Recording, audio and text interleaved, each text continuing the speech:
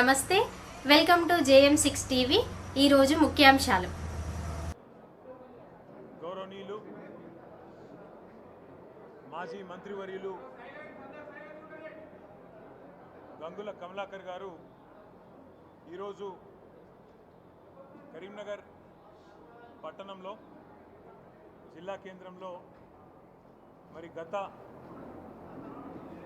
ఉమ్మడి కరీంనగర్ జిల్లా ఏదైతే ఉన్నదో ఆ జిల్లాకు సంబంధించిన 13 నియోజకవర్గాల ఇన్ఛార్జీలు, అదేవిధంగా గౌరవనీయులైన శాసనసభ్యులు, గౌరవ శాసన మండలి సభ్యులు, జిల్లా పార్టీల అధ్యక్షులు, అదే మాదిరిగా సీనియర్ నాయకులు అందరి సమావేశం అవుదాం.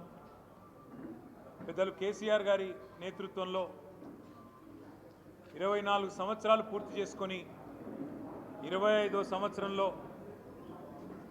ఆనాడు టీఆర్ఎస్, ఈరోజు బీఆర్ఎస్గా ఉన్న తెలంగాణ ఉద్యమ జెండా 25 ఏళ్ళు నిండుతున్న ఈ శుభ సందర్భాన మనం కరీంనగర్ జిల్లా నుంచి పెద్ద ఎత్తున మన వాళ్ళందరూ కూడా ఉత్సాహంగా ఉన్నారు తరలి రావడానికి. ఆ విషయం మాట్లాడదాము అని వారు ఈరోజు ఒక సమావేశానికి మమ్మల్ని ఇక్కడికి ఆహ్వానించడం జరిగింది. మరి సంతోషం ఏమంటే ఈరోజు చాలా కాలంగా కరీంనగర్ జిల్లా పార్టీ కార్యాలయం కూడా మేము వాడకంలోకి తీసుకురాలేదు. ఇవాళ కమలాకర్ గారు, అదేవిధంగా జిల్లా పార్టీ అధ్యక్షులు జీవి గారు, పట్టణ పార్టీ అధ్యక్షుడు సోదరుడు హరిశంకర్ గారు అందరూ కలిసి ఈరోజు దాన్ని ఫంక్షనల్ కూడా చేసినందుకు వారికి హృదయపూర్వకంగా అభినందనలు. భవిష్యత్తులో ఇక్కడి నుంచే అన్ని కార్యకలాపాలు కూడా పార్టీవి నిర్వహించాలని చెప్పి కూడా జిల్లా పార్టీ ప్రెసిడెంట్ గారికి నా విజ్ఞప్తి. ఈ సంవత్సరం టీఆర్ఎస్ పార్టీకి చాలా కీలకమైన సంవత్సరం కాబోతా ఉన్నది. మాకు 24 ఏళ్ళు నుండి 25వ ఏట మనం అడుగు పెట్టడం అంటే ఇది సామాన్యమైన విషయం కాదు, మాకు సంబంధించి చిన్న విషయం కాదు. పార్టీ పుట్టిన నాడు ఎన్ని అవమానాలు, ఎన్ని రకాల అనుమానాలు, ఇది మక్కలో పుట్టింది పుబ్బలో పోతుందని శాపనార్థాలు పెట్టి అసలు ఈ పార్టీ ఉండనే ఉండదని, పదవుల కోసం పెట్టిండ్రని అడ్డమైన మాటలు ఎన్నో ఆనాడు పడాల్సి వచ్చింది పెద్దలు కేసీఆర్ గారు, వారితో నడిచిన సహచరులు. కానీ ఒకటి మాత్రం వాస్తవం, 2 తెలుగు రాష్ట్రాల్లో స్వాతంత్రం వచ్చినటి నుంచి నేటి వరకు ఎన్నో పార్టీలు పుట్టినాయి, అంతే స్థాయిలో మాయమైనాయి. కానీ విజయవంతంగా 25 సంవత్సరాల పాటు నిలదొక్కున్న పార్టీలు కేవలం 2. ఒకటి, తెలుగువాడి ఆత్మగౌరవ బావుట ఎగరవేస్తూ ఎన్టీ రామారావు గారు స్థాపించిన పార్టీ తెలుగుదేశం పార్టీ. ఇవాళ ఆ పార్టీ ఆంధ్రాకి పరిమితమైంది, కొత్తగా ఏర్పడ్డ ఆంధ్రప్రదేశ్కి పరిమితమైంది. కానీ రెండవ పార్టీ స్వాతంత్రానంతరం మన తెలుగు రాష్ట్రాల్లో పుట్టి తెలంగాణ అస్తిత్వాన్ని, తెలంగాణ భాషను, తెలంగాణ యాసను, సంస్కృతిని, తెలంగాణ ప్రజల చిరకాల వాంఛను నెరవేర్చి స్వరాష్ట్రాన్ని సాధించి ఆకాశమంత స్థాయికి మన ఆత్మగౌరవాన్ని ఎత్తి చాటిన జెండా, గులాబీ జెండా, దాన్ని చాటిన నాయకుడు కేసీఆర్ గారు. ఇవాళ అందుకే తెలంగాణ రాష్ట్ర సమితిగా ఆనాడు ఆవిర్భవించిన పార్టీ ఈరోజు భారత రాష్ట్ర సమితిగా పేరు మారవచ్చు, కానీ జెండా మారలేదు, ఎజెండా మారలేదు, నాయకుడు మారలేదు, గుర్తు కూడా మారలేదు. ప్రజలు ఎవరికి ఈరోజు కూడా, ఈ నిమిషానికి కూడా ఏదైనా పల్లెటూరికి పోయి ఈ గులాబీ జెండా చూపెట్టి ఏ పార్టీ అంటే తెలంగాణ పార్టీ అంటారు తప్ప ఇంకో పేరు రాదు, బీఆర్ఎస్ అనో టీఆర్ఎస్ అనో రాదు. అంతగా తెలంగాణ పార్టీగా, తెలంగాణ ఇంటి పార్టీగా, మన పార్టీగా ఇవాళ ప్రజల గుండెల్లో చిరస్మరణీయమైన చెరగని ఒక ముద్ర వేసుకున్నది టీఆర్ఎస్. అందుకే 24 సంవత్సరాల నుండి 25వ సంవత్సరంలో అడుగుపెడుతున్న శుభ సందర్భాన ఒక క్రమ పద్ధతిలో ప్రతి సంవత్సరం నిర్వహిస్తున్నట్టుగానే ప్రతి సంవత్సరం వార్షికోత్సవాన్ని ఘనంగా ఏదైతే నిర్వహించుకుంటూ వస్తున్నామో అదే పద్ధతిలో రజతోత్సవ సంబురాన్ని, బీఆర్ఎస్ రజతోత్సవ సంబురాన్ని మరి ఎల్కతుర్తిలో, హుస్నాబాద్ నియోజకవర్గ పరిధిలోని ఎల్కతుర్తిలో, వరంగల్ నగరానికి అత్యంత సమీపంలో మనం నిర్వహించుకోబోతా ఉన్నాం. దానికి ముఖ్యంగా ఉమ్మడి కరీంనగర్ జిల్లా నుంచి మాకు విపరీతమైన ఒత్తిడి ఉంది. ఇప్పుడు ఇక్కడికి వచ్చేటప్పుడు కూడా మేమందరం మాట్లాడుకుంటూ వస్తూ ఉన్నాం, ఎమ్మెల్యేలు అదేవిధంగా ఇన్ఛార్జీలు. విపరీతమైన ఒత్తిడి ఉంది మా కార్యకర్తల నుంచి. ఎందుకంటే మా సభ్యత్వమే దాదాపు 60 లక్షల సభ్యత్వం కలిగిన పార్టీ. కాబట్టి మేము వస్తామని చెప్పి ప్రతి ఊరు నుంచి కూడా విపరీతమైన ఒత్తిడి ఉంది. తప్పకుండా నాకున్న విశ్వాసం, స్పందన చూస్తుంటే, మా ఈ కార్యక్రమానికి స్వచ్ఛందంగా వస్తున్న ఒక మద్దతు చూస్తుంటే లక్షలాది మందితో అపురూపంగా మరి సభ నిర్వహిస్తాము అనే మాట కూడా నేను విజ్ఞప్తి చేస్తూ ఉన్నా. ఇప్పటికే పోలీస్ పర్మిషన్ కూడా మార్చ్ 28 నాడు అప్లై చేసినాం. మరి ఈరోజు 12వ తారీఖు, ఇప్పటివరకు పోలీసులు పర్మిషన్ ఇవ్వట్లేదు, ఇస్తామని చెప్తలేరు, ఇయ్యమని చెప్తలేరు. అందుకే కోర్టుకు కూడా పోయినాం, హైకోర్టుకు కూడా పోయినాం. పోతే హైకోర్టు కూడా 21వ తారీఖు వరకు గడువు పెట్టింది, 17 లోపల సమాధానం చెప్పాలని చెప్పి ప్రభుత్వానికి మరి కోర్టు కూడా డైరెక్షన్ ఇచ్చింది. రాష్ట్ర ప్రభుత్వానికి కూడా విజ్ఞప్తి చేస్తూ ఉన్నాం. మాకు ప్రతి సంవత్సరం వార్షికోత్సవ సభ నిర్వహించుకోవడం అనేది ఒక ఆనవాయితీగా ఉన్నది. ఇదేదో మీ ప్రభుత్వం మీద ప్రకటించే యుద్ధబేరి కాదు, ఇదేదో మేము అక్కడ చేస్తున్నది వేరే రకమైన ఆలోచన కూడా కాదు. 25 సంవత్సరాలు ఒక పార్టీ ప్రస్థానాన్ని కొనసాగించడం అంటే ఈ రోజుల్లో ఒక అపురూపమైన సందర్భం. కాబట్టే లక్షలాది మందితో శాంతియుతంగా ప్రజాస్వామ్య పద్ధతుల్లో ఎట్లా అయితే ఆనాడు ఉద్యమాన్ని నడిపినామో అదే పద్ధతుల్లో ఈ సభను కూడా నిర్వహించుకోబోతా ఉన్నాం. 1250 ఎకరాల ప్రాంగణం మొత్తంగా, అంటే ట్రాఫిక్ కూడా అంతరాయం లేకుండా, పార్కింగ్ కూడా ఇబ్బంది లేకుండా, వచ్చేటోళ్లకు దూరం నుంచి నడిచే అవస్థ లేకుండా, ఆ సభ పక్కకే, బహిరంగ సభ ప్రాంగణం పక్కకే మొత్తం పార్కింగ్ కూడా 3 భాగాలుగా దాదాపు 1000 ఎకరాల్లో పార్కింగ్ కూడా ఏర్పాటు చేస్తూ ఉన్నాం. ఆర్టీసీకి ఇప్పటికే మరి దాదాపు 10 కోట్ల రూపాయలు చెల్లించినాం. ఒక 3000 బస్సులు కావాలని అడిగినాం, వారు కూడా సూత్రప్రాయంగా కోర్టు కూడా డైరెక్షన్ ఇచ్చింది. రాష్ట్ర ప్రభుత్వానికి కూడా విజ్ఞప్తి చేస్తూ ఉన్నాం. మాకు ప్రతి సంవత్సరం వార్షికోత్సవ సభ నిర్వహించుకోవడం అనేది ఒక ఆనవాయితీగా ఉన్నది. ఇదేదో మీ ప్రభుత్వం మీద ప్రకటించే యుద్ధబేరి కాదు, ఇదేదో మేము అక్కడ చేస్తున్నది వేరే రకమైన ఆలోచన కూడా కాదు. 25 సంవత్సరాలు ఒక పార్టీ ప్రస్థానాన్ని కొనసాగించడం అంటే ఈ రోజుల్లో ఒక అపురూపమైన సందర్భం. కాబట్టే లక్షలాది మందితో శాంతియుతంగా ప్రజాస్వామ్య పద్ధతుల్లో ఎట్లా అయితే ఆనాడు ఉద్యమాన్ని నడిపినామో అదే పద్ధతుల్లో ఈ సభను కూడా నిర్వహించుకోబోతా ఉన్నాం.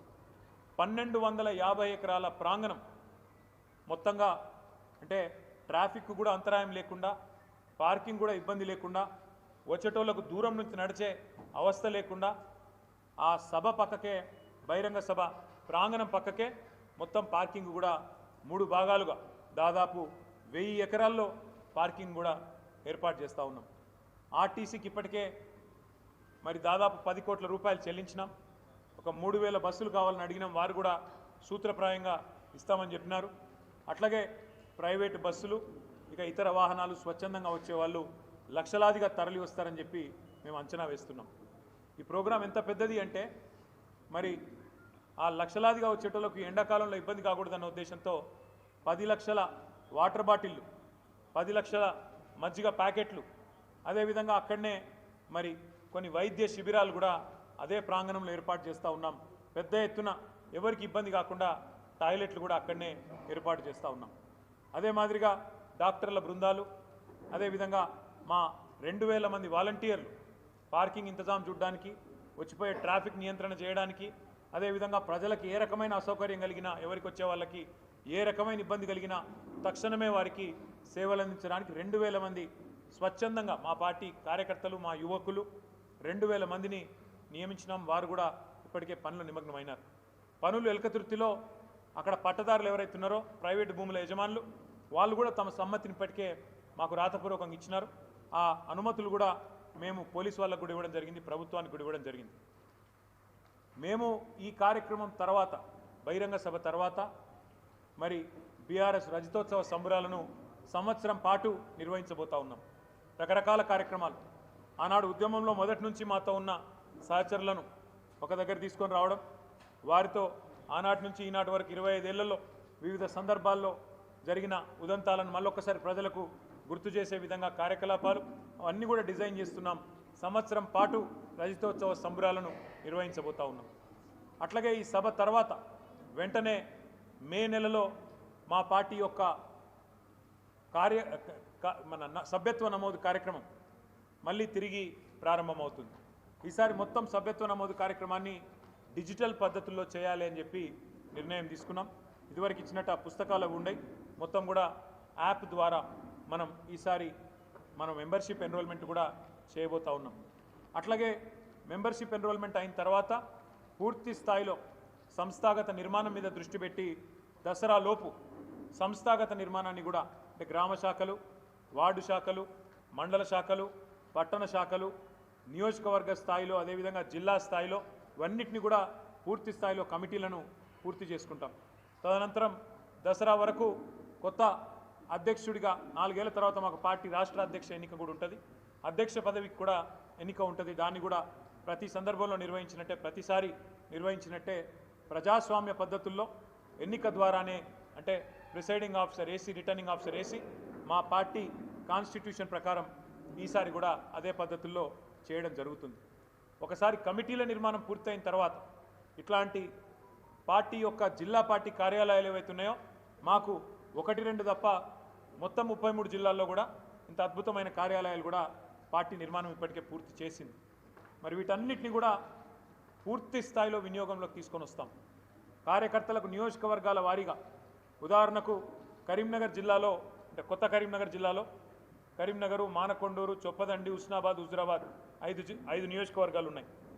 ఒక్కొక్క నియోజకవర్గం నుంచి సుశిక్షితులైన ఎంపిక చేయబడ్డ 500 మందిని ఇదే జిల్లా పార్టీ కార్యాలయంలో శిక్షణ కార్యక్రమాన్ని కూడా ఒక రోజు లేదా 2 రోజుల పాటు వివిధ అంశాల మీద కూడా ఆ కార్యక్రమాన్ని కూడా ఈ సంవత్సరమే ప్రారంభిస్తాం.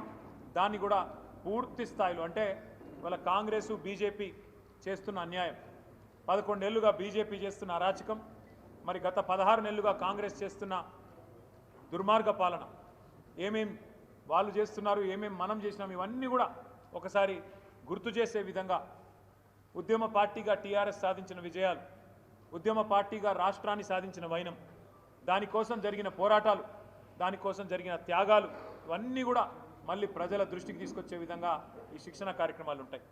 అట్లాగే 10 సంవత్సరాలు టీఆర్ఎస్ ఏ రకంగా అద్భుతంగా పరిపాలన అందించింది, భారతదేశంలోనే రాష్ట్రాన్ని అగ్రగామిగా నిలబెట్టింది, అట్లాంటిది సాంస్కృతికంగా కూడా పెద్ద ఎత్తున మన భాష మీద, యాస మీద జరిగిన దాడిని తిప్పికొడుతూ ఆనాడు తెలంగాణ ధూమ్ధామ్ పేరుతో ఉద్యమంలో ఎట్లయితే అద్భుతంగా సాంస్కృతిక పునరుజ్జీవనానికి ఒక పెద్దపీట వేసినామో, రాష్ట్రం వచ్చిన తర్వాత కూడా సాంస్కృతిక సారథి అనే బృందాన్ని నియమించి ఏ రకంగా మరి తెలంగాణ భాషకు, యాసకు పెద్దపీట వేసినామో తిరిగి మళ్ళీ ఒకసారి అవన్నీ యాద్ చేసే విధంగా ఈ శిక్షణ కార్యక్రమాలు ఉంటాయి.